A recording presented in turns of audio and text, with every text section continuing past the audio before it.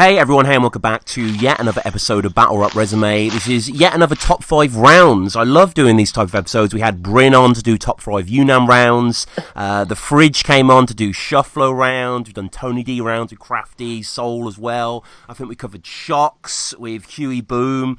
It's a fun little diversion on the show, and it's, you know, in no way meant to be comprehensive. It's just us looking at a battler that we love and highlighting in particular some performances, some moments, some writing that we feel deserves more shine and is enjoyable to go back over. So just before we get to today's guest and today's subject, that being Ogmios, please follow the show at Battle Rap Resume. Get in touch with me, battlerapresume@gmail.com. If you want to come on the show, you want to feedback. We've got the Patreon there, patreon.com/battlerapresume. All the content like this goes on there first. If you want to help support the show, iTunes is there as well. If you want to support, you can leave us a review.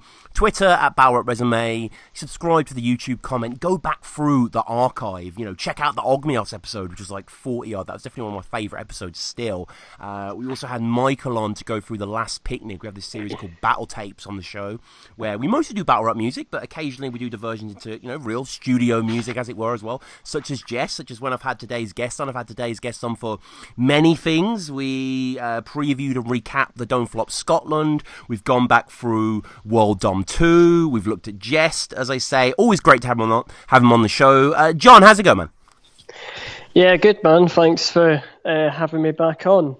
It's been a while, actually. It has. It's fucking. I went on my Skype, and the last time we spoke was April last year. We're recording this in February, which is insane, isn't it? Yeah, we did the World Dom 2 recap. Went through both days. It was pretty exhaustive recollection. Didn't really get the views that I wanted for the amount of effort we put in, but nonetheless, it's good to chat about mate, that. I don't get you views, man. I'm a niche taste. I think our episodes. It's fucking niche for the heads. Yeah, yeah. And let's get into Ogmios then. You brought the idea to me. You wanted to do top 5 rounds. What is it about Og? Yeah, I don't know. I don't know. I've been listening to these sort of top 5s for a while, and I think I've been a bit of a stan for Og for years, and I've really sort of promoted him and sort of pushed him in discussions and things. I think it's interesting. I think it makes sense now because he's not battled for, you know, a good couple of years now. But when he was at sort of the peak of his powers, I think he was kind of overlooked a lot of the time, the sort of the title kind of picture for Don't Flop. Even though his record was ridiculously good, you know, he was getting sort of, he wouldn't sort of be the sort of the first names people would mention, but he arguably, and in my opinion, people might challenge this, I think he beat Matter, I think he beat C Major, O'Shea, Wizard, arguably Quill as well. He bodied O'Shea. Yeah, exactly. Dialect, I'd say so as well, and possibly Marlowe too. There's a whole bunch of names I think that he beat. I can't think of any battles he out and out. You know, there's maybe some debatables, but none he out and out lost. No. And these are some top sort of heads. So I think first of all, I'd say his record was class, and I always felt that as much as people would say, "Oh, I don't know how he'd do against a Soul or whatever," it's like, well, based on his record, there's no reason he couldn't, you know, give it a go. And I think also in terms of just his style, nobody was really sort of bringing what he was when he first sort of came onto the scene in terms of, I mean, even now, he must be one of the most unique people in the history of battle rap worldwide. Absolutely, and I think he didn't always. He had his unique style, but it encompassed a whole lot of things. He wasn't a straight bars sort of guy or comedy. He'd sort of incorporate both. And I think what annoys me, I suppose, is I think some people would have a go at sort of his style of being a bit sort of kind of slow sometimes in the pauses, and also just his rhyming style. Like people would sort of say, like, "Oh yes, I think a couple of battlers in the rounds I was rewatching were talking about single syllable bars, when in fact he was more technical than most of the battlers that were saying that. He uses multis and things, obviously, but he wouldn't use the exact same rhyming patterns as everybody else. He'd use internal rhymes, he'd move around the emphasis or be a bit off the wall. You know, he was I think he was a bit more advanced than a lot of people gave him credit for, just because he wasn't using the exact same sort of tried and tested approach as everybody else. Because I think that's the thing with, you know, battling, isn't it? Is there's a whole bunch of kind of methods of doing it, and I think he was using sort of methods and ways in these that means that I suppose a lot of other guys in the league weren't necessarily doing. But I think he's sick, man. Yeah. I mean, still one of my absolute faves. Yeah, one of my all-time favourites as well. I mean, as I say regularly on the show, for me, Battle Rap, what keeps bringing back is the writing. That's what I love more than anything. And some of my all-time favourite sequences in Battle Rap are written by Ogmios, and I'm really excited to get into them today. And there is no one like this guy. I mean, I don't know if you know Rupert Common on King of the Dart. You aware of this guy? I've seen a couple of his battles. Yeah, he kind of has that woke vegan stuff. But what I liked is Ogmios was very wry about that and ironic, and not too hard on his sleeve. Arguably, the way Carter Deems goes, maybe QP's wordplay. There's certain things there, but that Og essence is is such a rarity, and I think his stuff is so rewatchable. And you're right, he is incredibly funny, but he's also pretty devastating as well. Neither of us have picked any rounds from the O'Shea battle, but I've never seen someone go at O'Shea as hard as Og, and especially O'Shea at the time, his trajectory, he was a bit meandering, and Og just sort of drew him apart. All O'Shea could do was, "You look like the alien from the Argos adverts," which again is kind of a bar stuck in 2014. But today, we're looking at Ogmios. Before the episode, me and John have agreed our sort of personal top 5, but it's not like I've been through every battle and ranked every round, and there are some battles that just straight up aren't going to get mentioned today, or maybe we'll touch on towards the end of the episode, but we are going to pay close attention to a few things. And I think, we've got a lot to get into, so let's just get into it. Your fifth favourite was Ogmios' closing round versus Harry Baker. Makes no sense, crap you believe in. I can't Eden, Adam and Eve in rhyming slang. This man idiot, don't chat Jesus, no, just leave it. Christ is where, leave it, yeah. Die for my sins, leave it, yeah. I'm a wicked man, I'm a heathen bread. Put you in a wicker man and leave you there while I bake, cook, burn and ash you. You brought good news, I brought bad news. I brought 4 mad goons to attack you. You brought John, Mark, Luke and Matthew. Bad news, you're raised in the cold. Mom in the kitchen praying for toast. Now they're in the basement slaying a goal. Dad's out back making a boat. Crazy for that. This being the rematch, of course, not the one from the ill-fated Dalek Audio Liverpool clash.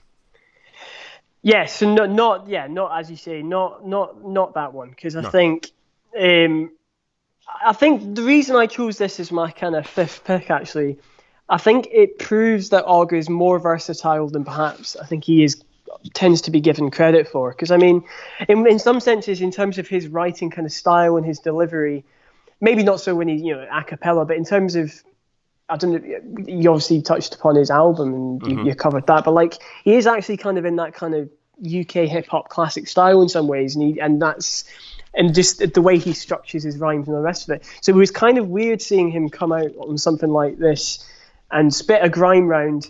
Not that he's bellowing it, sort of Izzy Gibbs style or whoever, do you know what I mean? But it's distinctively Ogmios and it's hilarious. But it's fantastically written, and you can see the whole crowd sort of vibing out to it as well. So I mean, and it's a marked contrast from the other rounds I think we've picked. But it was one I wanted to pick just for, I think what he essentially does with it as well is he picks on and this is such an Oggy thing to do. He picks a theme about his opponent and takes it to an absurd sort of degree. Do you know what I mean? He just extrapolates and just completely does it to death to the point where it's ridiculous. But it's so well written that you can't just help but love it. So I mean, obviously that first bit, where he kicks off and he basically he's playing on Harry's religion and says, yeah, and I love that. I love that about Ogmios. He's so heretical. Yeah. We'll see it in the C major as well. He doesn't give a fuck about organised religion, and he mocks it openly. And you don't really see this in UK battle rap. And it's quite edifying and satisfying as well. And the material has so much to get his teeth into. You brought the good news, I brought the bad news. His dad out back making a boat, slaying a goat in the basement, and the beat as well feels very Clams Casino to me. Yeah, I love Clams Casino, man. Which it seems like a weird choice because, I mean, we think about the dudes that rap over Clams beats like ASAP Rocky ASAP or even The Weeknd and shit. Yeah, like, and then Oggy comes out and then you're like, what the fuck?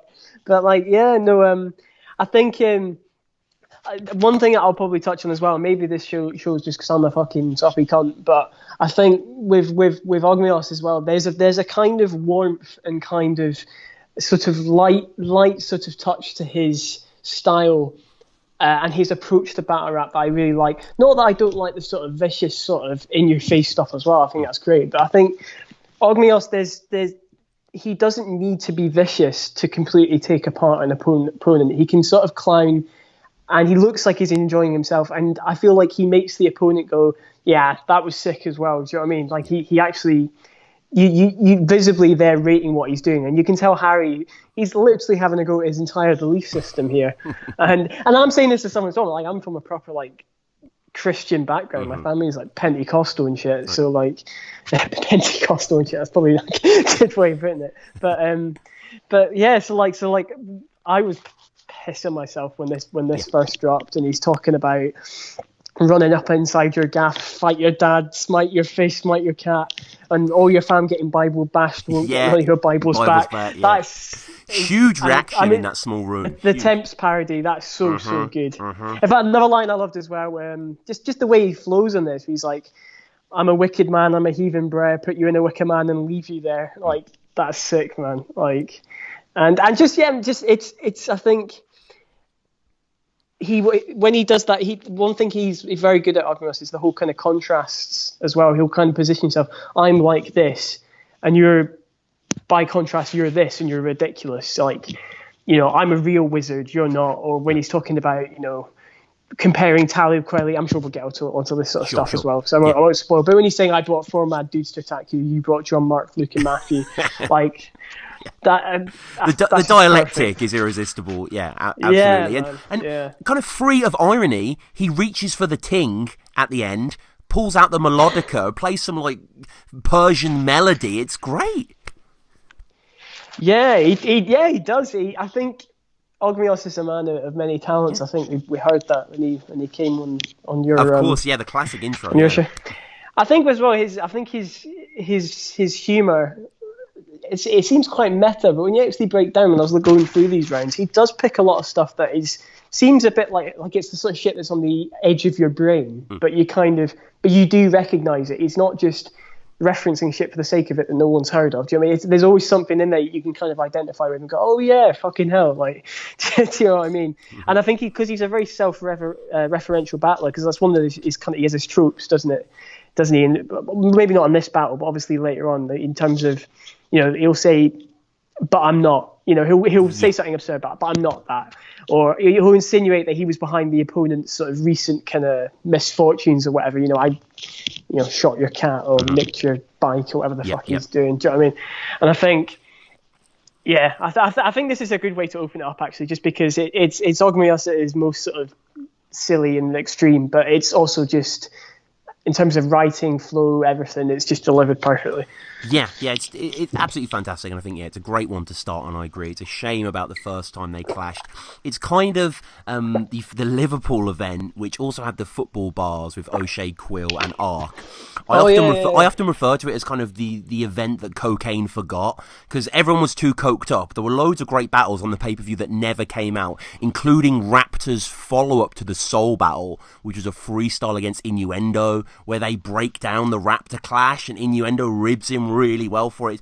Big shame that didn't come out. I don't know why that hasn't dropped, but great choice. For me, my fifth pick, Ogmios does a lot of concept rounds, and it's interesting, actually. I don't know if you watch the judging for this, but after his third versus Adam the Rapper, this was the opening battle of the second day of the 4th birthday weekend, which goes to show that, you know, Og was sort of rising through the ranks here. He was a great choice. There were lots of people to pick from in that stable, in that 2012 killer crop, and Og was certainly the cream that rose to the top. And he was at that first event that birthed that whole movement, facing Heavy Duty, which is a battle we're not really going to talk about today, but Ogmios' trial is terrific as well. I did an episode with Joe CA on that. But can I just shout out one line from that battle that always sticks? Is it his tape in the aisles?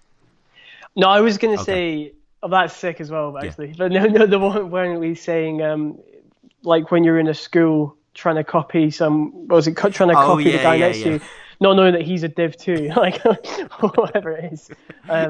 We watched that because I've heard that shit, but like that's the first. I think that was one of. I started watching Don't Flop around about 2011. It was like my first year of college or uni, and it was like I think Ogmios came out quite early on. It was when I was at my peak of checking out every battle, like a little neek.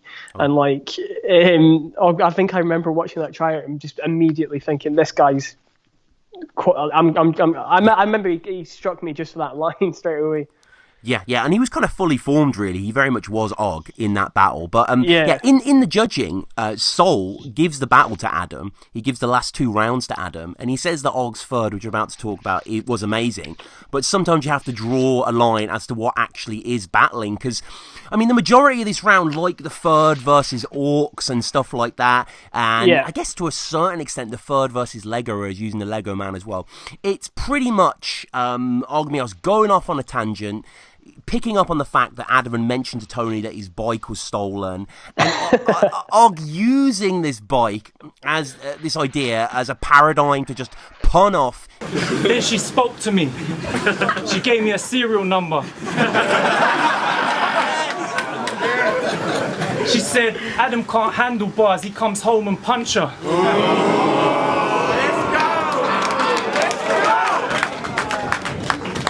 So I come for her. Put my helmet in a tube and pump her. I've got the tools to release her. When she tired, leave her. It's just so creative and inventive, and yes, it doesn't really go at Adam in any way, but I can't help but just shake my head in amazement about some of the lines he gets off here. Yeah, this is a good choice, actually. I think this is a very good example of what I was saying before in terms of using it's a new approach to battle rap almost. It's that there's not really insult there in terms of, this is what I'm talking about, warmth. Adam the rapper is fucking dying at this round. I don't think it's Ogmios is thinking, and it's kind of what he says in the Lego battle. He says you can have content now, you can have concepts, you can have different sorts of styles of writing and all the rest of it. You can use props, whatever it is. And I don't think he narrows himself down or is puritanical about this shit. I think he's got his style. He knows what's entertaining, and I think this was one of the first very successful examples of this. I think Ogmios wasn't obviously a household name yet when he battled Adam. He'd obviously come through the top 8 tournament, but I think in that 4th birthday crowd, they just utterly bemused and just like, what the hell is this? But loving just the sheer zany aspect of it and how sort of fresh it was. Yeah, he talks of his bike being stolen, as I say, and the bike gave me her serial number. Adam can't handle bars, he comes home and puncture. Put my helmet in her tube is really nice. And Og just always goes a bit beyond with the writing. He's always just got that next idea that perhaps you wouldn't have been considered. And his reference game as well. He references Zatayoshi, who I wasn't aware of, slaying you with my eyes closed, like Zatayoshi. Apparently a fictional character featuring in one of Japan's longest-running series of films and TV shows. He was a blind blade master.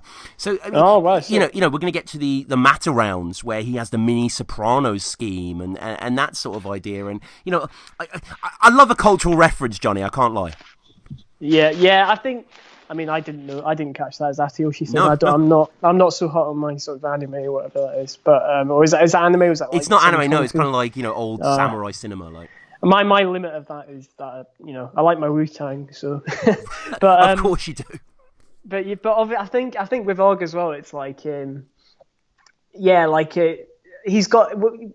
Obviously, you did that Wire compilation. You were saying about Sopranos there. I feel like he has some of the best lines, the best references of any of these shows you can think of. Like, that's true. Him and Sol are kind of head to head. Yeah, exactly. And obviously. I mean, when he referenced Prezbalewski against Real Deal, that's a deep cut. Yeah, I'm a cop. Then first, you were a cop and then a teacher. You're a cop and then a teacher. Prezbalewski. That's Shout out Roland. That's just superb. But yeah, a very sort of. Anyway, we won't go into that. No. That's what we're here for. I have a tendency to go off on spirals about the Wire Man, as you know. But I think, back on this, another one I always thought of was a similar round was his third v Ox, which was yes, brilliant. Again, with taking his car and dashing a CD so fast that it decapitates the passing falcon and all this sort of thing. And I mean, shit like that. I mean, that's an absurd image, but then the only time you get head from a bird, it resolves into a very classical punch, which is so Ogmios, that yin and yang.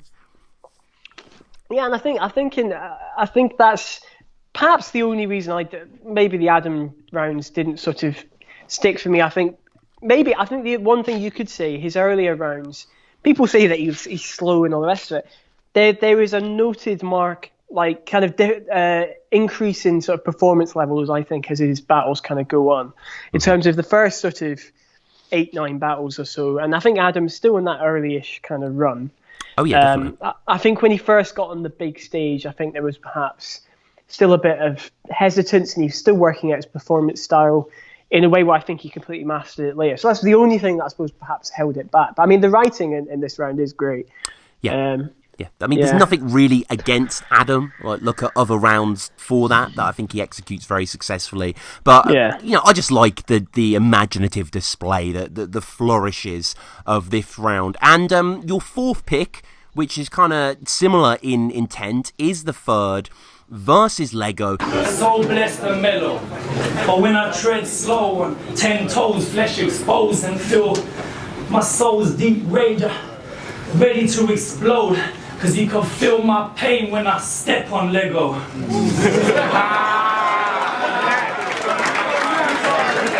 And it's weird how certain battles stick in your mind and you remember when you first saw them, isn't it? Like, I remember watching this battle when I was in Edinburgh, actually.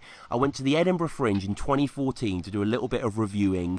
Robin Williams had just died on the same night I think this battle was released, or the same day. Oh shit, yeah. And I remember watching this battle repeatedly and then going home on the train and watching Dead Poets Society for the first time and being quite disappointed. I think it's kind of an overrated movie. I don't know how you feel on that front, but I felt a little underwhelmed, but I certainly wasn't underwhelmed by this.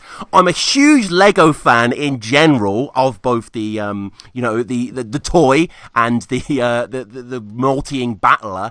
This was a great clash altogether, but why was the third the one that you picked? I think for me, because there's a lot of this, right? I think like in terms of performance, this is a good example because Lego is perfectly good in this battle. It's a good comeback. He's solid. His third's really, and he never came back again. He just sort of came back for this one clash. And... yeah. I've met Lego as well. He's a really sound dude. Yeah. So I think I think what the reason this always sticks in my memory is this battle is because despite all that, I think Ogmios 3-0s him, and quite clearly. And it's just such a clean and sort of confident performance where he's just in his element all the way through. He really is, yeah. And just and also the fluidity in which he goes between the sort of jokey stuff and the wordplay and the hard hitting stuff. I mean, obviously everyone remembers the little one lines like in the second round. If you're here, who's running hip hop night in Yorkshire? Shit like that. Just I think if you're in the scene, you just find hilarious, but.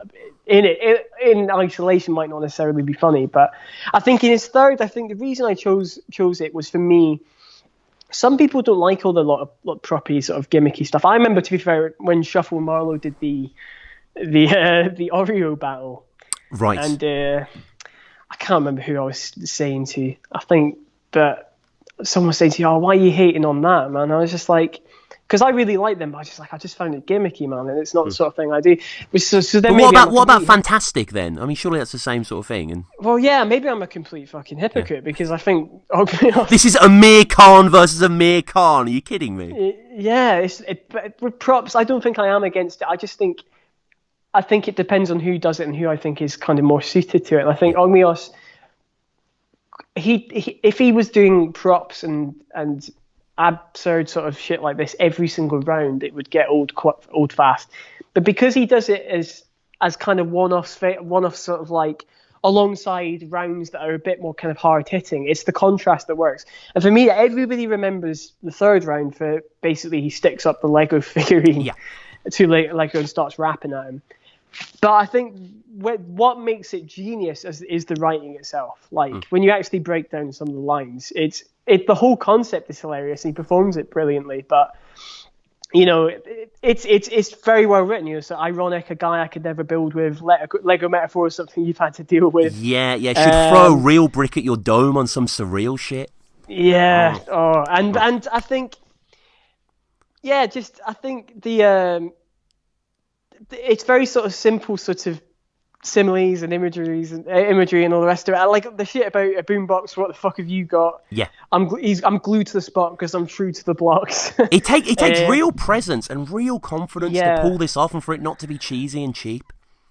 Yeah, he says, I've got a 1,000,000-man crew, but I'm still a damn sight more original than you. I'm a man of stature despite my manufacture, but at least I'm aware of the fact I'm a plastic rapper. I mean, shit like that is. He is thinking outside the box while literally holding up a Lego figurine to his face to the point where no one can take it seriously. And it's just like, how many guys can do that? I don't know. No. And people, and it's when people are, sort of doing trigger fingers in the crowd to him referencing fucking Duplo. Do you know what I mean? It did annoy me that he says Lego Duplo. I wish he just said Duplo. I know that's a minor nitpick, but I don't think it was necessary. I think it just sort of, it wasn't quite as subtle as it could have been. But it is a round of two halves, so yeah, there is all the Lego stuff in the second part. Well, all the shit as well. He says, "Go where Alice goes down them rabbit holes." Down them rabbit holes. Yeah, kill you and guide your spirit to the antidote, like the Navajo shit. Like, oh my god, like. I mean, he's getting on his Capital Steez Indigo Children bag, and he has a poet's eye for imagery. So he talks about leaving chakras blown like a massive dose of acid tabs and chalice smoke. I mean, that's like something Norman McCaig would say. Yeah. Shout out for that reference. I mean, I know no Battle Rap Resume listener's going to get that, but he's my personal favourite poet, an incredible Scottish poet of the 20th century. Yeah. I mean, I would probably only do know him because he's Scottish, to be fair. Every Scottish kid studies him in school, right? Yeah, I think we did some Summer McCaig, Farm. yeah. You know Summer Farm? The poem Summer Farm. Okay. Many years ago. Dear Battle Rap Resume listeners, read Summer Farm. It's literally about 8 stanzas long. It blew my mind as like a 15-year-old. It really was a kind of momentous occasion. But the reason I mention it is because he has that, classic poet's eye for detail. And just something like chalice smoke in that multi-stream really gets my spine tingling. That is a funny reference, because McCaig, his imagery is very sort of spot on and very sort of visual. Yeah, they and kind of vivid. Yeah, he got asked on some Scottish TV show that's on YouTube, how long does it take you to write a poem? And he was like, how long it takes to smoke 2 cigarettes. Like, he just sort of dashed them off at will, and they aren't kind of mired in any structural concerns. So yeah, Ogmios, Norman McCaig, kind of going out on a limb here, but undeniably, this third it's magic for me. Yeah, I think for me this is the prop round that I probably rewatch the most. I think the Wizard one's kind of funny, but he's got a couple of props in that one, doesn't he? And I think when he does it more than once, it's probably like, okay, right, you've done that. You're good. Yeah. But like, I think when he spent two rounds against Lego where he's really fucking hard hitting and technical. You give him a buy in the third, when, especially because it's still well written, and he decides to be completely ridiculous and pull out a Lego figurine. I mean, and I think he does use it to cut him. He says, Lego with a trademark, it's you that's generic, and and like it's just a sheer imagination where he's saying you can't run from all our barrels, hooking a big man to the ground like Gulliver's Travels, just like. It's not. This is a thing I'll mention. I'll probably mention later again with certain lines. The beauty of Ogmios, I think people think that he's this dense, sort of super ridiculously technical rapper. It's not. That's not the appeal. It's not like it's some sort of. Ogmios isn't a battler for. He's not like the equivalent to like art house cinema or some shit. Do you know what I mean? He's not like sort of the purest sort of battler necessarily. And when I see battlers go up at Gum and say, you make people feel like they're really, really intelligent, it's like, I really don't think he does. I think he's pretty accessible. to be quite honest. I think he's a very intelligent battler that puts things over in a way that people just really, really dig. And that is a skill. Do you know what I mean? I think there's a lot of battlers who are more technical than Og and more oblique where they're referencing, but they don't have that same skill. And I think he makes really simple, hard-hitting punchlines that will be double entendres or whatever, but they don't need to be anything more than that. He doesn't try. You don't get points for making something 5 layers of complex. Do you know what I mean? No, but he can be very esoteric if he wants to be. Yes. Which brings us to my 4th pick, which is his final round versus Matter. So it's science and science that I put my faith in. Holding my pad in my home lab like clockwork I'm creating. That'll shatter your soul raps. One Og verse, he's fainting. Cause I show matter collapses under observation. From wave to particle, I'm the new wave. You're past it, it's cool, but play your. I'm the new wave, you're past it, it's cool, but play your position and pass the ball, cause I'm central to the mission, the flux capacitor, a number 10 with vision, you ain't the one matter. Absolutely outstanding battle that really came within Ogmios' purple patch, and we discussed this on our BRR episode, and he agreed, where I kind of have it for about a year and a half. So it starts with him versus Most Prob, which we're going to get onto, which was March 2013. We then have Matter, C Major, Real Deal, O'Shea, Lego, Django Fries, how you say that, versus QP. Kind of ends at Nils. Don't think the Nils battle is good. And then it's Scattershot. Then there is some really good clashes. But yeah, the third versus Matter, there's 2 reasons I love this round so much. I think, he starts clowning on his writing and does some Matter impressions. And there's, that sort of stuff that we're all sort of familiar with. For me, it's the name flip. So, when you flip Matter, how do you flip Matter? Think of Soul versus Matter, because you make up everything and all that sort of idea.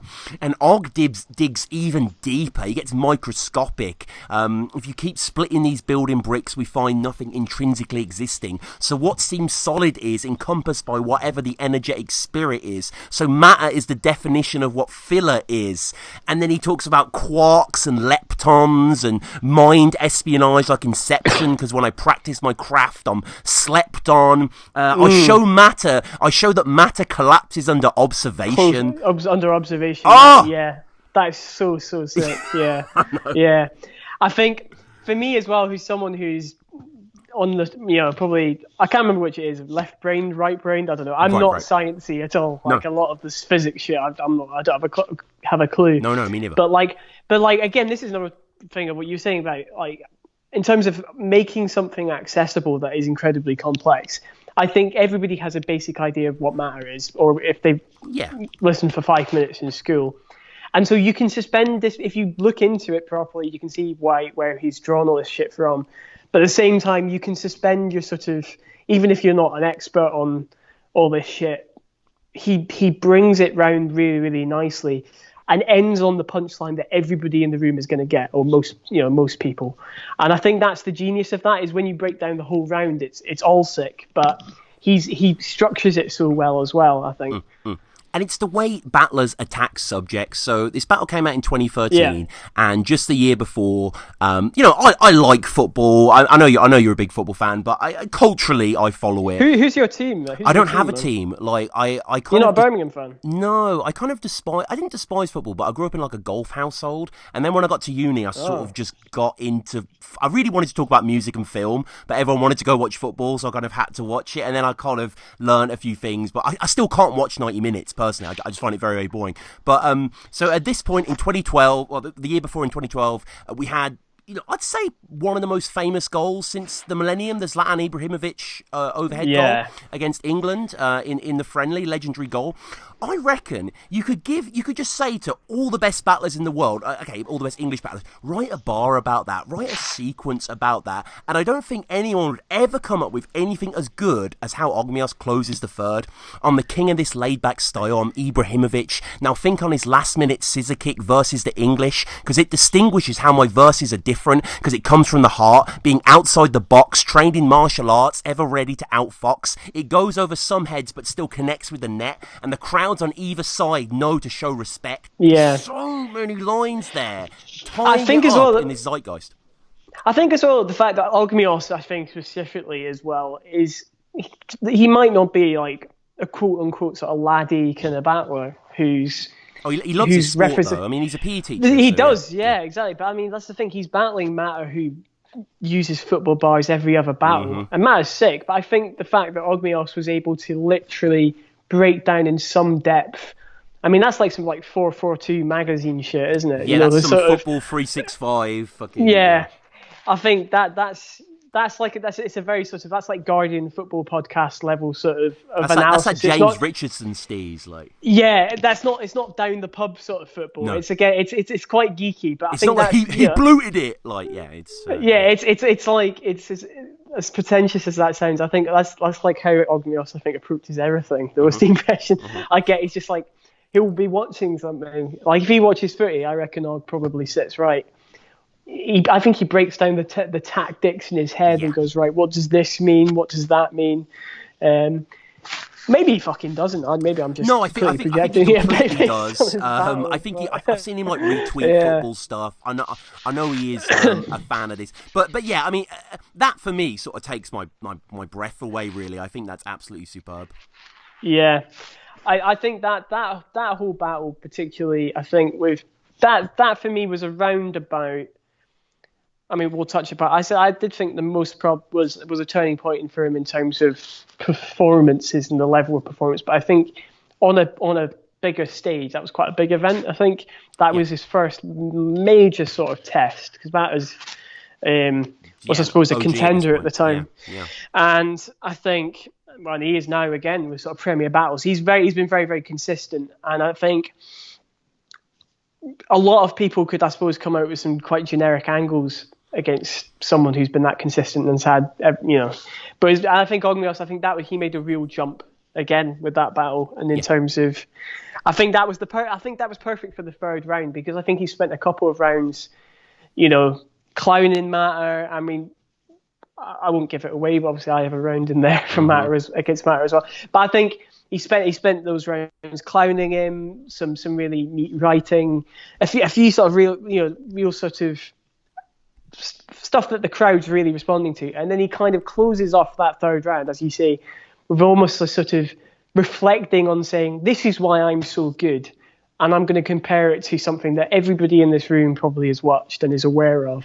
To show why I'm different and show why you should take me seriously, and I think that was such a clever way of sort of saying this is why I've won this battle kind of thing. Yeah. And summing it up. He does. You've hit the nail on the head really, because he does. My game's on a higher plane, like Quidditch. I got 6 minutes of this wizard shit, but I'm gonna skip it because my timing is exquisite, and that's how you finish. And that is how he closes out, terrific battle. So we get to our third picks, and inevitably with this show, we overlap. So we've both gone for the same round of...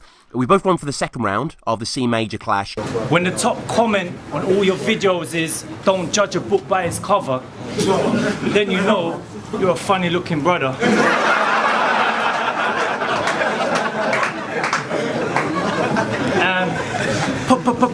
Please stop repeating the first syllable in bars. They don't make you sound tougher. You already got a list. Why do you want to add a stutter? And I will say now, C Major versus Ogmios, easily one of the greatest Stonefloor battles of all time. It's a stone cold classic. Yeah, I think this is probably, although it's not my number one, I probably have watched this battle more than any other battle by Ogmios. I think it's one that I've shown to people because it's two distinct sort of styles. I mean, I'll be real. I think C Major, I really dig his music. I think he's an incredible rapper, and he raps. Yeah, he raps in a style that it's the sort of stuff I like listening to be honest. I've never been a huge fan of him as a battler, and I think that's just. I think it's more to do with just the way his style was suited. I always thought he got super hyped, and he got a title. Again, this is me just perhaps being a bit unfair, but he got a title shot with Soul, and I think this is a battle he clearly lost against Ogmios. And I think at the time it wasn't just Ogmios. I feel like there was a couple of people you could maybe pushed ahead of him. I mean, and I'm saying that C obviously delivered and gave an amazing performance in that, so maybe it was worth it. But I think this is one of those battles where I think Ogmios is so perfect at diffusing C's style and kind of C comes out with this sort of breathless, incredible sort of rapper's rapper sort of shit that just connects. And then Ogmios just comes out and goes, Marcus, you look like a Christian rapper. And just sets the tone right off. I mean, obviously, we've not chosen the first, but I think everybody... That line, I greet each day high as I meditate at the zen if I bought GTA 5 just to play tennis, is that I think that... Could you get a more Ogmios line than that? It's iconic, the reality that line. of that. Yeah. Just... And you could say that to anyone though on the street, and they'd laugh at that. It doesn't even need to be in a battle rap context. It's just a really witty turn. Like, don't make me do it as well. And obviously in the third, where he's saying the shit about his girlfriend. You know, I've seen your girl, Sonny, and Shiite, and I know the shit about she got a Christian Marcus in her hands like stigmata. Wow. Oh, yeah. But yeah, as obviously I'm spoiling it, but the second is what we've gone for, right? I think. The second is terrific. It's kind of thematically the whole battle is sort of linked. So all the things he's going on, like his religion, like the way he looks as well. And top comment on all your videos is don't judge a book by its cover. You know you must be a funny looking brother. Him being undercover EDL, infiltrating mosques, the Muslimic ray guns is a nice reference as well. And he kind of the run for my mosque as well in the first I really like. And he knows people who burn flags and stamp on them. He just really sort of mitigates it perfectly. Still has lots of Ogmios isms as well. We can go into harder bars. I mean, just a really funny sort of your racist bar is still gets nostalgic about the Ice Age. Yeah. I mean, that's what you could describe a lot of people in this country like that. I think. I guess we're living in the ICE age, right? Yeah, and I Shout think out 21 Savage. I mean, the race stuff as well. This is a good example of, I think, again, where Ogmios, I think he learned where he's learned to kind of change the pacing of what he's doing, get a bit more he gets a bit more kind of animated. Is the whole run of you want to race war, anything to embrace the cause. You don't get a pass because you've got an Asian broad. It makes sense, of course. You roll with a guy called Cracker. So I see how your name was spawned. There's no black keys in C major. Why'd you pick a racist chord? Like that whole bit there is delivered. Like so well.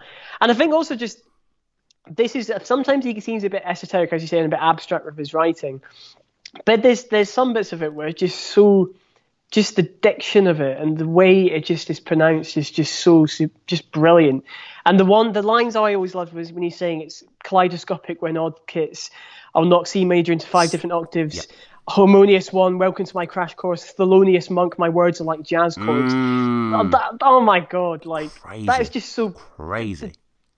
Yeah. It's not just about word choice is so significant and the kind of again this is.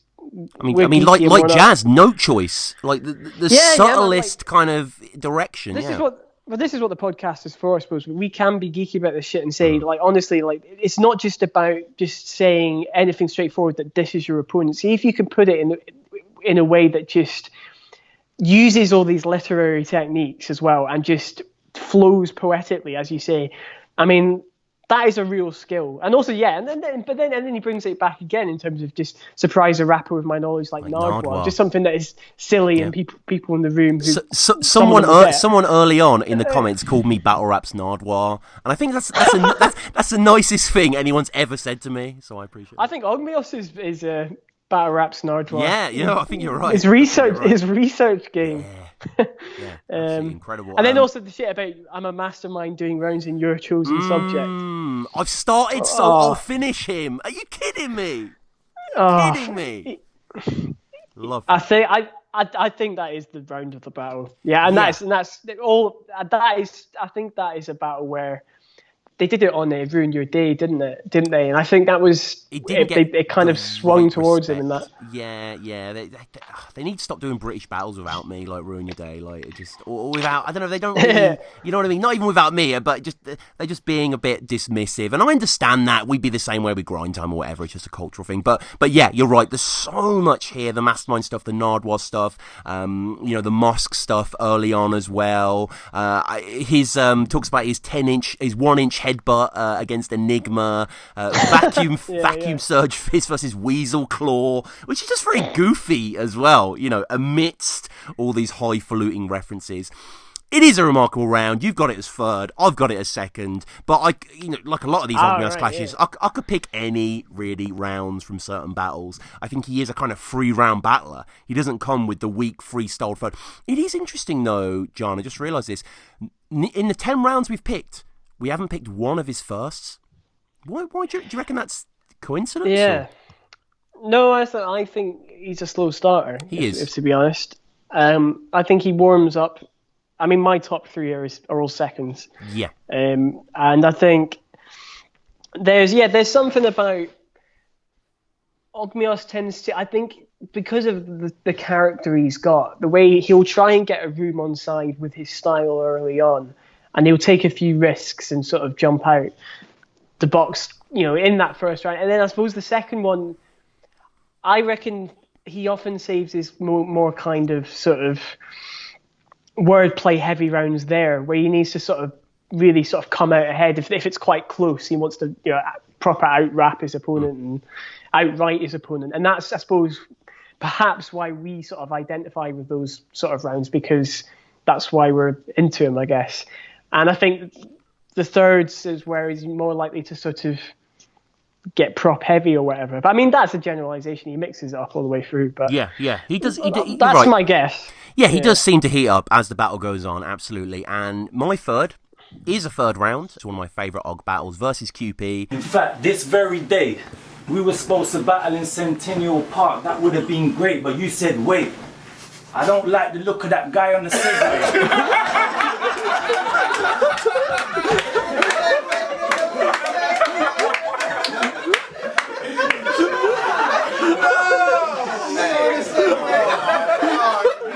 Fuck you, Automatic Ray. Fuck Automatic Ray, man. Bullshit. This was a dream when this was announced. I've always worshipped QP. These guys are kind of similar, kind of different, kind of, Og touches on the idea of multiverses at the end of this round, and I can see them as being sort of Grant Morrison-esque parallel versions of each other. I think this battle was supposed to go down at a proper event. We discussed this on the Ogmios episode. He gave us a long explanation. I can't quite remember. I remember him saying that QP woke him up in his hotel room on the phone or something. It was like Ogmios or something like that. But yeah, it's shot in black and white. I'm pretty sure it's in Sonny Bamboo's house. And the vibe's interesting. The first round in this is pretty dead. The crowd, the Americans, you can sort of hear Ur's laughter bubbling away with Kruger, but most of them don't seem to vibe with it. However, as he gets into the third, the first isn't very good, but it gets into third, he's really cooking on gas, and he's really sort of going at QP in the same way that he went at Ogmios, that he went at O'Shea, going into his crackhead lifestyle, him being late, his kind of addictions, then wanting to battle in this park, having to cancel because he didn't like the look of a guy, and as I say as well, he goes a bit more third round matter with the quantum suicide, the multi-universe, there's a version of you that even spits a multi in a verse. For me, I picked this battle just because I'm so happy it went down, and also of course adore the material. Yeah, I think this is a good round. I suppose it didn't make mine just because perhaps I think if it's really something the audience is vibing off, it sticks in my mind more. Maybe. Mm-hmm. Yeah, sure. Maybe that's a bad way to quantify it. I don't know, but I think it's. And this is another round as well where he's really fucking taking the piss, and QP I think is starting to get a grasp on his humour by this point in the battle, and is just pissing himself. And the whole bit about him on the Maury show as well. With a Moorish hoe. The Maury show and the Maury show, him and his Moorish hoe. Moorish hoe. Wow. Jeez. I know. Yeah. Perfect. And just little things like, your life is a car crash show. Mm-hmm. That's crackhead coke. Was in a car crash show. That's crackhead code my life's for a my car life. crash, bro. Yeah. And saying it, the card we were supposed to battle on 26 hours ago. That's sick as well. Mm-hmm. I think there is some good stuff in here. And this isn't the round with the triple entendres, isn't it? No, is it? he sort of ends by referencing that, but no, that's kind of the first, yeah. No, I mean, And him sort of clowning on QP. The Holy Trinity, I love that as well. Yeah. There's so much remarkable stuff in this. If I had a gun, I'd put one in your aura just to warn you, and you're right. He mentions the 26 hours ago, so he is adept at incorporating those sort of freestyles and putting those elements in here, and he is just such a seasoned MC, and I'm so happy that he went over with the guys. I think this was in Atlanta, I believe, and battled against QP. And I just wanted to pop this one in here. I actually messaged you earlier today. I just wanted to include this kind of in the last minute because definitely want to talk about this battle. And I should hopefully be getting QP on the show soon as well. Understandably, if you know his personal life, he's quite hard to track down. But we have spoken, and he is down for coming on the show, and I have got my notes ready, so that should be a cool episode. So, my second, as we say, is something we've already covered, which is the second versus C major. But your second was the second versus Matt. Because you can't trust Matter. He's not a conscious rapper. He's a nonsense chatter, a construct, a blagger. Same old flow and basic jokes against Fredo, racist jokes. Against Thesaurus, face jokes. Against Pamphlet, gay jokes. Against every man, it's gay jokes. Yeah, so for me, this edges out the third. I mean, this is fine lines because there's so many rounds, obviously. So it's very, very close. Like, a lot of rounds could have made it in the top 5 and just missed out. I think, for me, the second, just in terms of just hard sort of battle lines, just resonated with me the most out of this battle. I think it was where he really sort of almost every other line hits in it. So he kind of, I think this is the thing about Ogmios as well. He's not big into cheap. And so he attacks Matter for kind of gay jokes and sort of says, he kind of positions himself not as superior in a sort of kind of pretentious way, but in a kind of like, come on, man, you can do better than that. And the whole bit from there that sort of emanates, the sort of, he does start comedy with the whole bold stuff, but then he goes, you're as real as the tattoo on the back of your neck, and the only thing that illustrated when that ink seeped is your love for the culture is only skin deep. Amazing. Which is, that is so creative. Perfect. And I mean, I think you meant, I think there's a Sopranos line in here as well, isn't there? There's quite. Are you a Sopranos fan, John? Or? I've watched a bit of it. I'm making my way through it slowly, actually. I think everybody compares it to, as you say, Breaking Bad, The Wire is one of these shows you have to watch. And the thing is, Godfather is my favourite film, so it makes sense that I'd be into it. But I don't know why it's taken me so long to get through. I think it's just because it's not available in a lot of places. I suppose so, yeah. I mean, I'm a diehard Wire guy like you. I actually probably think that Sopranos is better than The Wire. I do actually think it actually exceeds it. But we'll leave that for another day to discuss that. But spoilers. We're going to get into spoilers now. But he talks about Sopranos twist. So this is obviously building up this event to 5th birthday after Tony kills Chris.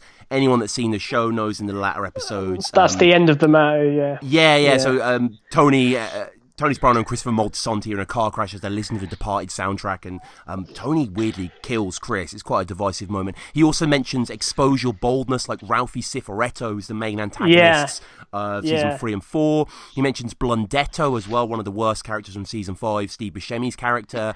And I've not got that far. Yeah, terrible. Yeah. Probably the worst season. And then you'll never get that top spot. You'll always do Paulie, so he's referencing Paulie Walnuts, Paulie, one of Tony's capos and stuff like that. But yeah, I mean, for me, I love those Sopranos bars, some of the best Sopranos bars that got going. But for me, there's a weird Sopranos bar, just a little off tangent, by against John the Don, where he's saying, like, you'll find AJ in a meadow, like incest in the Sopranos. I'm like, okay, fair enough. Yeah, Sopranos incest. I mean, that's a interesting way of going about it. Yeah. But I mean, again, his confidence, like we were saying about him having a little Lego figure and being able to captivate a crowd, him just starting with the greetings, asking everyone how they are, avoiding Matter, asking Bam if he's cool, Bam responding, them having this mini interaction.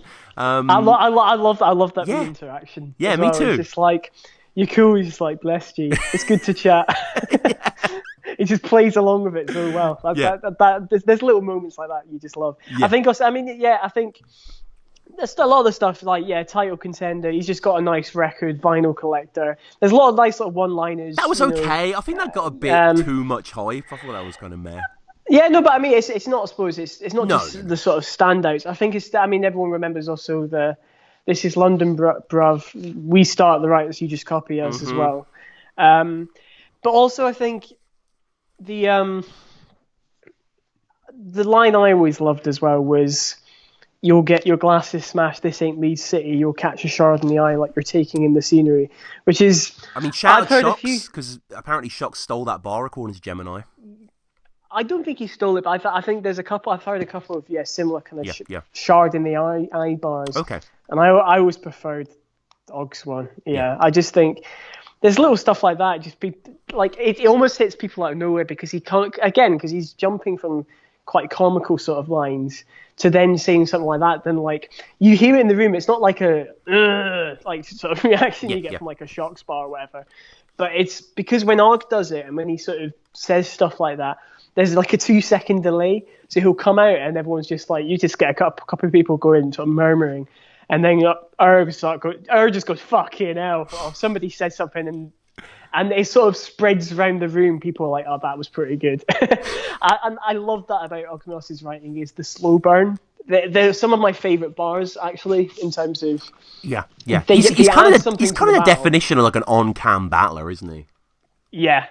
And and I think it's because that's why he leaves those pauses though. It doesn't need to be too long. It's not choke like whatever people might say. It's those couple of seconds where he's just, that's not a complex bar, so people will get it. But it's clever enough that it takes you to a couple of seconds for people to go, that is actually pretty nice.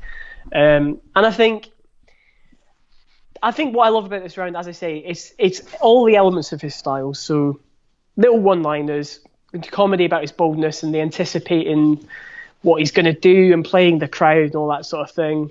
And then a hard-hitting line like, "You love the culture is only skin deep." And then just a little sort of delays, I suppose, like that. That kind of... It's everything I kind of want in an Ogmios round, if it makes sense. I think that's why it ranked quite highly for me. Yeah. He mentions James Gandolfini at the end of the round as well, die on this trip. I think he had died around this time, midway through 2013. Even the earlier interactions with the boldness, trying to take off his hat, don't fight on Tekken 5, which is kind of a reverent idea. Shocks wouldn't say that. Shocks would say, "I'm going to blind your ocular facilities," but he just kind of mentions a video game, kind of disarms him really skillfully, and like it needs more than 3 seconds of light, he says, about his head as well, trying to prise the lid off, which I really like. But yeah, this again, great choice. Probably could have picked the first versus Matter as well. The whole battle is outstanding, and it is in that purple patch, as I say. Now, as happens a lot on this show, as what normally tends to happen on our top 5 rounds, our first is the same round. We have both gone with his second versus most prob. And now you're getting what you need by this. The closest you come to being an MC is your name. But you're not paying homage to a great, just trying to bomb on his fame. Because Mos Def works with Talib Kweli and De La Soul. You work with Toucan and a metronome. Which is an amazing clash, and the third as well is terrific, where he kind of paints as this David Attenborough figure clowning on the most prob battle rap dissertation. What is it about the second that made you pick it? I was really pleasantly surprised you went for this one as well, man, because this is not one of his high-profile sort of memorable rounds. I think people remember the props. They remember the big lines, the "don't make me do it." The sort of, I think in this battle, I always assumed people would always go for the first or the third, because people remember the South End Echo, the shit where I'm doing a diz about this paper, the stuff in the third about round here your BA don't fly, the baracas and all that. All that is so sick as well. I mean, it'll be interesting to hear what you say, but for me, this is the perfect example of. I think this is Og's writing at his absolute peak, basically. Second, almost every single round of this is witty. The references aren't too ridiculous. They fit in with what he's doing, and they're well connected. Every single line is sort of flows onto the next brilliantly. The rhythm of it is just perfect. It's, again, there's just the word choice is just fantastic. I'll go through some of them, but I think, and also just I think he really styles on him as well. Like even little shit like I'm in the zone, I'll mentally lift a megalithic stone and fling it on your little toe. Yeah. He's just having fun as well bits. But then also we'll get into the wordplay as well. But just it's not his most complex round. I think it's his best round. And I think this was him at the peak of his powers, just because I think this was, like I said, this was a turning point for him in a way that I think he was trying some new stuff in this battle, and I think he was a bit more sensible with how he used his rhyme schemes. The pauses are a bit less frequent. There's a bit more flow and rhythm to it. And I think just everything, just every single line connects and gets a reaction. The only one that doesn't really, I suppose, is the formaldehyde preserved corpse of a shark, which is still sick. That's actually my favourite Ogmios line. Is it? Yeah, I did an episode about 6 months ago doing my top 10 favourite bars. And that is a bar that I just cannot get over. And I guess it may be because I am actually really into art and I just kind of like these kind of references altogether. You know, people are aware, of course, of the formaldehyde preserved shark, the physical impossibility of death in the mind of someone living by Damien Hirst. Kind of a classic sigil for that spurious time in British art. But yeah, him going on this idea of how pretentious most probably and tying that in, but tying the Damien Hirst artwork into the iconic "took a shit on a shark" line by O'Shea. Like, it is that melding of high-low culture that Ogmios does probably better than anyone. Yeah, and that's another good example of that is when he's dissing him for his music and saying, using a Mac and a mic to capture your postmodern farts. I'm a classical guy, but I don't respect Mozart. Like that, stuff like that is just, he switches between formaldehyde corpses, Mozart, Richard Pryor, Bill Hicks, Talib Kweli, the Simpsons Moses gets mentioned. Yeah. I mean, and this is what I was talking about, contrasts as well, and just sort of the kind of building up, kind of not strawman, but kind of there's a very sort of clever sort of structural device that he kind of uses when he's Most Def worked with Talib Kweli and De La Soul, you work with Toucan and a metronome. It's an outstanding demolition of character. It really is. And then he goes a bit. It always made me think of a bit Zayn Azrai after that. So it's well known you are metrosexual gnomes using hip hop tempos to synchronize your menstrual flows. Like that's not even. It's a diss, but it's just silly as well. And you get it again, and also there's, but these at the same time, as you say, he's deconstructing his character. You're hiding your sadness behind jokes like a minstrel show, and then obviously we talk about name wordplay. Like, came to shatter your frame so your bones break, then put them to get back together. That's how you make a mosaic. And then obviously the closer, I bring a plague wherever Mose is at, but he still tries to claim credit because Mose is slack.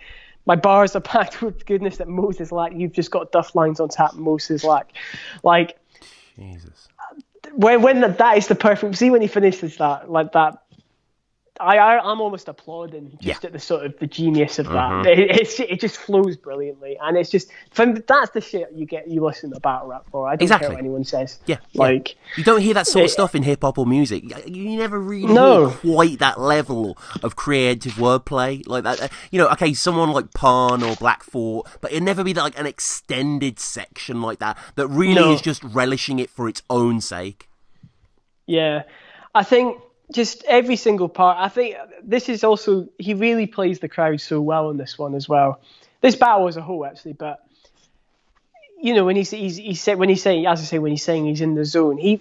This is one of the battles. I think it's the first time I remember thinking he's super comfortable. He knows what he's doing. He has the crowd in his hand, and he's not sort of straining to try and fit a sort of picture of what people expect him to be, which perhaps some people might accuse him of later on, where he's perhaps trying a bit too hard. But it's just the most effortlessly natural Ogmios round. And what made you pick it as your sort of number one, actually? Probably the same reason, really. I just love the whole battle, and I think this is the whole most complete round. It's just incredibly consistent. It has that Damien Hirst line, which I value higher than most. It has the Mose idea towards the end. It's fairly short as well. It's fairly compact. I think it's like 2 minutes or so. I think just in terms of his performance as well, it's demonstrative of how well he can capture a crowd. And really, someone like Og just works best in this environment. Like, we've seen him on larger stages, but seeing him, in living rooms versus QP, or in the Brixton Jam Pit, or here indeed in Fiddlers.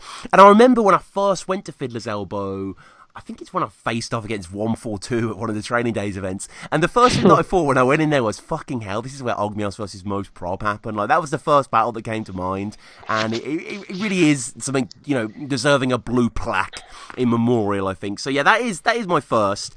And, of course, there are so many other rounds to get to. And I did open it up a little bit on the social media to see what people thought. So we got a few bits of feedback here. One from Nathan Jones, of course, great friend of the show, Battle Resume graphic designer, and many other things. He says, Ogmios' first versus Quill is underrated in my opinion, perfectly breaking down Quill's slogan, and he has such an unusually energetic performance. Also, his third versus Lego is the perfect use as a prop, plus his grime round in the Harry Baker rematch, his third versus Dialect. I mean, we talked about quite a few of those. George says versus Orcs, his third round. Orcs' Corsair being absolutely classic, Kieran saying, can't remember what round, but when he throws Orcs' EP and decapitates a falcon, that is the third. Matembe saying C major second round, which we got to. Adam saying third versus Lego, first versus Prob, first versus Quill. Pete Judge mentioning a battle we didn't really get to, him versus Eek. Amazing performance, very underrated.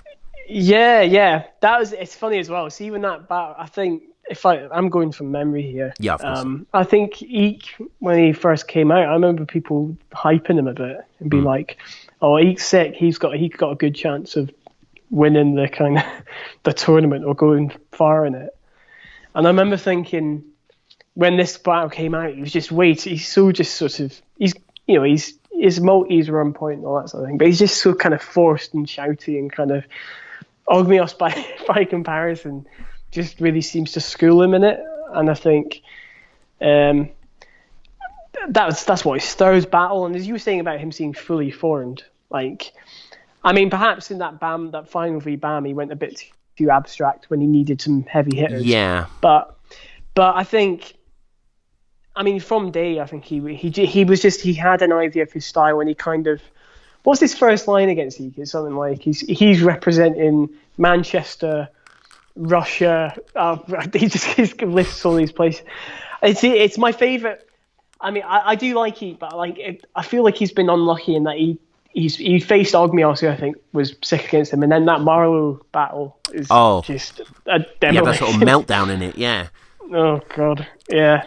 Yeah, there's so many we could pick from. We didn't really even touch on the real deal battle beside the Prezbalewski line.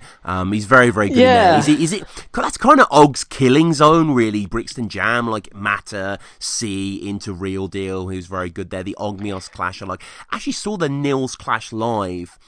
I thought it was pretty disappointing. I saw it live as well. Yeah. Oh, you were there? Okay.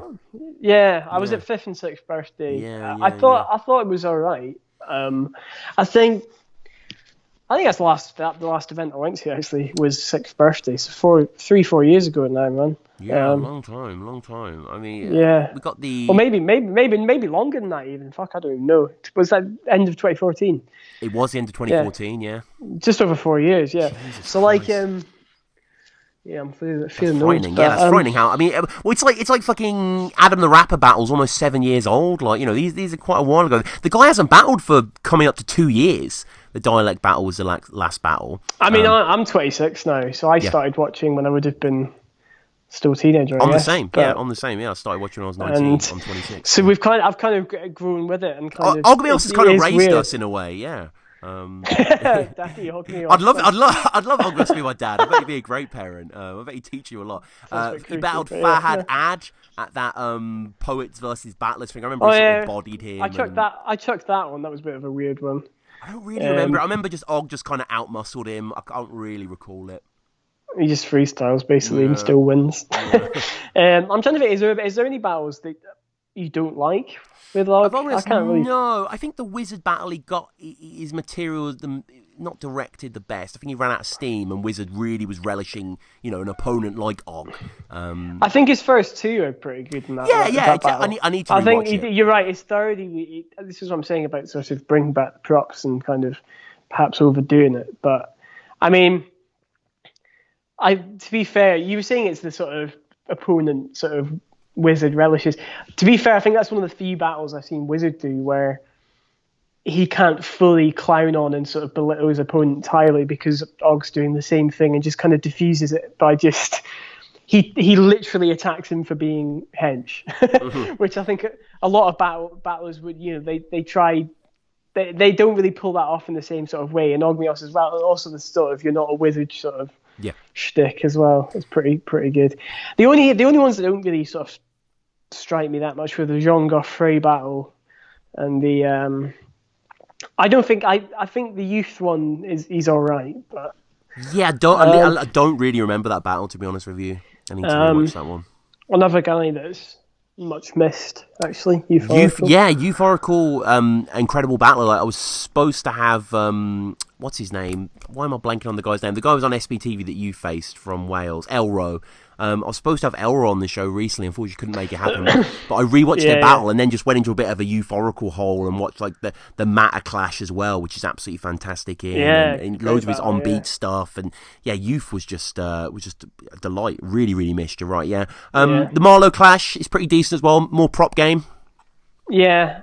I think that was perhaps disappointing, if only because they're both so sick. I think people had really, really high hopes for it. But it's still...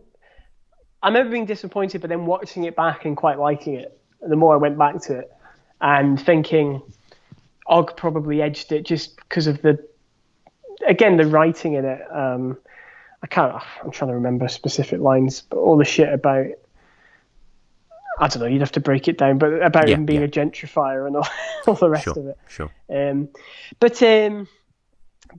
think, and then the dialect battle, his most recent one is great, and that's another example. This is why I honestly push this. I think Ogmios was never in the title sort of conversation, because I think he doesn't fit the image of what people seem to necessarily want as a champion. Because if you have this sort of number one spitter in the country, top battler, sort of face of the league type thing, people compare these things to like WWE, but it's like, it's kind of, it's like it's like having your Rob Van Dams and I don't know, I'm trying to think of an example as your champ. It seems a bit weird because he perhaps doesn't fit the sort of stereotype of what a kind of big sort of headline battler should be. But I think there's no reason why he shouldn't be, because a lot of the people that I say that were in that sort of picture, Dialect and C, Quill, a few others, I think he beat all these guys. Do you know what I mean? Or at least you could make an argument that he did. So I don't know why he got overlooked so much, but as I say, I think along with Soul, I think he's my favourite Don't Flop battler ever, to be honest, and along with Bender and maybe Hitman, if I was going to go for URL somewhere, I think my favourite kind of battler full stop. So, I think Ogmios, along with Soul, he's glued to my top 5, and he's someone that I always return to, always makes me laugh, always makes me, take a breath as well. He's just very outstanding in so many ways. He's got an incredible catalogue, and one of the very, very few battlers to have only ever battled on Don't Flop. Is that true? No, is he not on no away games. Else? No, none. Hopefully I can get him on Battle Rap Resume in the future when we do another event, Battle Soliloquy. But no, let us know in the comments down below. What are your top favourite Ogmios rounds moments? Give us your top 5 as well. Love to hear from you. Please subscribe to the show. Get in touch with me, battleresume@gmail.com. Go support Ogmios. Go listen to the Ogmios episode. Go buy Ogmios' music, The Last Picnic, which he actually shows in his first ever battle against Heavy Duty, is a terrific mixtape. I think he's got some more music coming out. I actually saw him live in Oxford when they were doing that ill-fated copyright tour. There were about 10 people there. He performed some music, and he was great, and it was cool to see Dots in the mix, and I saw Juan actually doing some of his music, which was pretty cool. So go support Og, go watch these battles. They are absolutely terrific. I fucking love this man. And John, what about you? Scotland stand up, right? Yeah, it's kind of dead now, man. I'll be real. We're kind of we're rebranding as kind of just hip hop Scotland, because I think we need something that's. I think it's Scotland Stand Up's been running for about 10 years now. I've not been with it that long, but I mean, I've started a kind of new job with the BBC, which is kind of takes up a lot of my time, and I can't do a lot of things I'm kind of passionate about in my spare time as much. But myself and a couple of others are going to try and get that back running. I'd made a sort of graffiti, like a short documentary about the graffiti scene here that might go on that. And what else? A couple of reviews, quite possibly. On my dude Scuba Steve, who I did the site with, he did an interview with Brother Ali, sort of kind of randomly. So it's a weird sort of mishmash of content. We don't know when we're going to relaunch it and kind of chuck it all out. One thing I was working on was sort of greatest Scottish hip hop albums ever. I love my lists, and I think there's one of these things. I think Scottish hip hop scene, people don't really know where to start with it a lot of the time, and to be fair, and there's a lot of stuff I think I've missed as well. So it's an excuse to go over things and ask people and kind of build all that kind of thing. So watch out for that. I think that's something we're doing, or I'm working on in my spare time. The podcast, as I say, it might come back as well, which was the Scotland Stand Up podcast. Maybe we'll just call it that, just to avoid confusion again. But I mean, if people do want to listen back to old episodes, you can go on. We're on iTunes, Spotify. What's the other ones? Mixcloud. Stitcher, SoundCloud, you know, all that sort of stuff. We'll have to get you back on as well, because as I mentioned before, one of the things we do on this show is called Gesticulations, where, it started off just myself going through the music of Jest, and then you came on, and we did Falling Down, and we did Dragon of an Ordinary Family as well. So we'll have to do Life of Billy Green, which I still haven't really listened to. But it's good, man. Yeah, it is a good album. Yeah. I think, and obviously, as I said before, Return of the Drifter is my favourite album ever as well. Yeah. So I'm always down to talk Jest. I'm a boring cunt these days, man. I don't know what else I can really talk about. But it's all good, man. It's all good. You know, it's nice to have you on every 6-8 months or so and chat some battle rap. So go support John. Follow us, as I say, at Battle Resume, Patreon, iTunes, all that stuff is there. At Rimmerjourno on the Twitter, man. At Rimmerjourno on the Twitter. You know, go on Battle Resume. We often retweet, and you'll probably see that in the aftermath of this. But thanks everyone for listening in the live stream as well. Really appreciate you guys, and thank you, Ogmios. And John, cheers again, man. Cheers, man.